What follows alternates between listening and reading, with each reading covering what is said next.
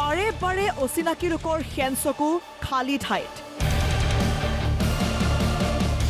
10 বছৰ পূৰ্বে খালী হৈ থকা ঠাইত এতিয়া অচিনাকি লোকৰ ঘৰ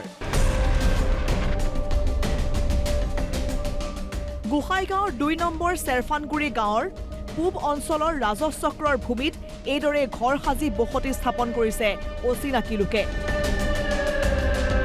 কেৱল সিমানেই নহয় সন্দেহজনক নাগৰিকৰ এই বসতিস্থলৰ পৰাই জুৱা মদ ভাং ড্ৰাগছ আদি অনৈতিক কাৰ্যকলাপ চলাৰ ভয়ংকৰ অভিযোগ প্ৰাক্তন আমচু নেতা তথা বৰ্তমানৰ বিপিএফ নেতা ৰফিকুল ইছলামৰ চৰকাৰ প্ৰশাসনক ব্যৱস্থা গ্ৰহণৰ দাবী জনায় নেতাজনে এই পূব ভূমাতত এনেকুৱা ধৰণৰ অনৈতিক কাৰ্য চলি থাকে য'ত আপুনি জুৱা পাব য'ত ড্ৰাগছ পাব য'ত গাঞ্জা পাব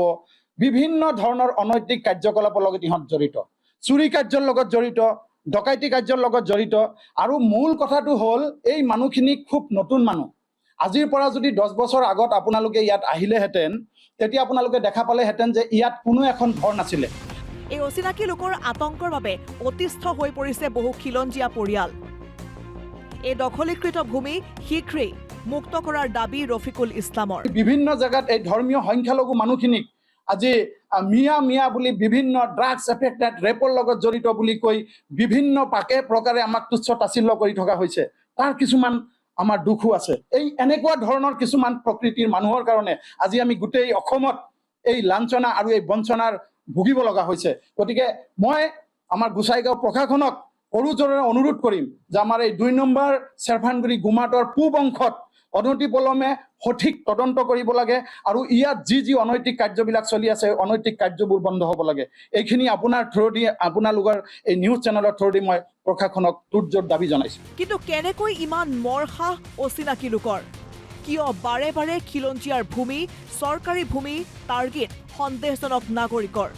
কেতিয়াকৈ অবৈধ দখলীকৃত ভূমি মুক্ত হ'ব মিয়া মুছলমানৰ পৰা গোহাইগাঁৱৰ পৰা ধনকেশ বৰ্মনৰ ৰিপৰ্ট অসম লাইভ 24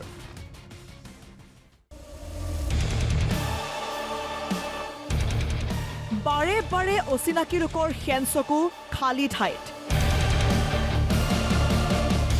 10 বছৰ পূৰ্বে খালী হৈ থকা ঠাইত এতিয়া অচিনাকি লোকৰ ঘৰ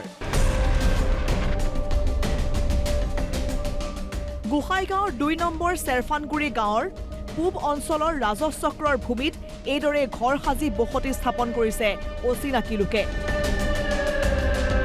কেৱল সিমানেই নহয় সন্দেহজনক নাগৰিকৰ এই বসতিস্থলৰ পৰাই জুৱা মদ ভাং ড্ৰাগছ আদি অনৈতিক কাৰ্যকলাপ চলাৰ ভয়ংকৰ অভিযোগ প্ৰাক্তন আমচু নেতা তথা বৰ্তমানৰ বিপিএফ নেতা ৰফিকুল ইছলামৰ চৰকাৰ প্ৰশাসনক ব্যৱস্থা গ্ৰহণৰ দাবী জনায় নেতাজনে এই পূব ভূমাতত এনেকুৱা ধৰণৰ অনৈতিক কাৰ্য চলি থাকে য'ত আপুনি জুৱা পাব য'ত ড্ৰাগছ পাব য'ত গাঞ্জা পাব বিভিন্ন ধৰণৰ অনৈতিক কাৰ্যকলাপৰ লগত ইহঁত জড়িত চুৰি কাৰ্যৰ লগত জড়িত ডকাইতি কাৰ্যৰ লগত জড়িত আৰু মূল কথাটো হ'ল এই মানুহখিনি খুব নতুন মানুহ আজিৰ পৰা যদি 10 বছৰ আগত আপোনালোকে ইয়াত আহিলেহেঁতেন তেতিয়া আপোনালোকে দেখা পালেহেঁতেন যে ইয়াত কোনো এখন ঘৰ নাছিলে এই অচিনাকি লোকৰ আতংকৰ বাবে অতিষ্ঠ হৈ পৰিছে বহু খিলঞ্জীয়া পৰিয়াল এই দখলীকৃত ভূমি শীঘ্ৰেই মুক্ত কৰাৰ দাবী ৰফিকুল ইছলামৰ বিভিন্ন জায়গাত এই ধৰ্মীয় সংখ্যালঘু মানুহখিনিক আজি মিয়া বুলি বিভিন্ন ড্ৰাগছ এফেক্টেড ৰেপৰ লগত জড়িত বুলি কৈ বিভিন্ন পাকে প্ৰকাৰে আমাক তুচ্ছ তাচ্ছিল্য কৰি থকা হৈছে তাৰ কিছুমান আমাৰ দুখো আছে এই এনেকুৱা ধৰণৰ কিছুমান প্ৰকৃতিৰ মানুহৰ কাৰণে আজি আমি গোটেই অসমত এই লাঞ্ছনা আৰু এই বঞ্চনাৰ ভুগিব লগা হৈছে গতিকে মই আমাৰ গোসাইগাঁও প্ৰশাসনক সৰুজোৰে অনুৰোধ কৰিম যে আমাৰ এই 2 নম্বৰ চেৰফানগুৰি গুমাটৰ পূব অংশত অনতিপলমে সঠিক তদন্ত কৰিব লাগে আৰু ইয়াত যি অনৈতিক কাৰ্যবিলাক চলি আছে অনৈতিক কাৰ্যবোৰ বন্ধ হ'ব লাগে এইখিনি আপোনাৰ থ্ৰুদি আপোনালোকৰ এই নিউজ চেনেলৰ থ্ৰুদি মই প্ৰশাসনক তুৰ্জৰ দাবী জনাইছো কিন্তু কেনেকৈ ইমান মৰখাহ অচিনাকি লোকৰ কিয় বাৰে বাৰে খিলঞ্জীয়াৰ ভূমি চৰকাৰী ভূমি টাৰ্গেট সন্দেহজনক নাগৰিকৰ